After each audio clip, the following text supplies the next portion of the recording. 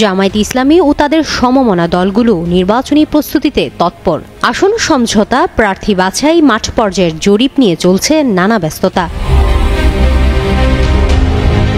সংশ্লিষ্ট সূত্র জানিয়েছে, জামায়াতে ইসলামী এই নির্বাচনে ন্যূনতম ১৫০টি আসনে জয়ের লক্ষ্য স্থির করেছে। ইতিমধ্যে তারা ইসলামী আন্দোলন, খেলাফত মজলিস, বাংলাদেশ খেলাফত মজলিস সহ তাদের সমমনা দলগুলোর সঙ্গে আসন সমঝোতার শেষ পর্যায়ে রয়েছে।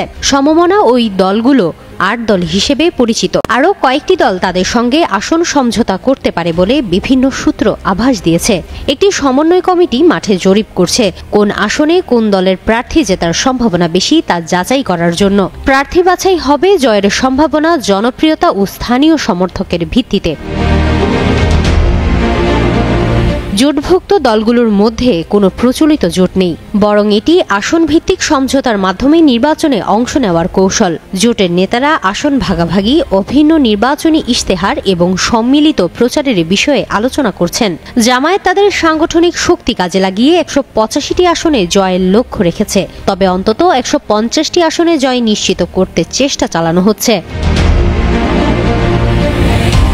দলটি এই বিপুল সংখ্যক আসনে বিজয় নিশ্চিত করতে তৃণমূল পর্যায় থেকে কেন্দ্র পর্যন্ত সাংগঠনিক কাঠামোকে শক্তিশালী করছে। বিশেষ করে নতুন ভোটার ও তরুণদের কাছে বার্তা পৌঁছানোর জন্য কৌশল তৈরি করা হয়েছে। প্রার্থী মনোনয়ন, প্রচারণা, শোভাযাত্রা এবং মিডিয়া ব্যবস্থাপনা একত্রে চলছে। প্রতিটি আসনের সম্ভাব্য প্রার্থী তালিকা চূড়ান্ত করা হচ্ছে, যাতে নির্বাচনের আগে তাদের প্রচারের যথেষ্ট সময় থাকে। চলতি মাসের শেষ নাগাদ প্রাথমিক তালিকা তৈরি আর ডিসেম্বরের প্রথমার্ধে চূড়ান্ত প্রার্থীর নাম ঘোষণা করার পরিকল্পনা। জোটের শরিকরা জানাচ্ছে, তারা সর্বোচ্চ সংখ্যক আসনে জয়ের লক্ষ্য রাখছে। প্রার্থী বাছাইয়ের মূল মানদণ্ড জয়ের সম্ভাবনা, জনপ্রিয়তা, রাজনৈতিক অভিজ্ঞতা এবং স্থানীয় সমর্থন। এই প্রস্তুতি দিয়ে জামায়াত এবং সমমনা দলগুলো আশা করছে নির্বাচনের ফলাফল তাদের জন্য সুবিধাজনক হবে এবং সাংগঠনিক শক্তি পুরোপুরি কাজে লাগবে।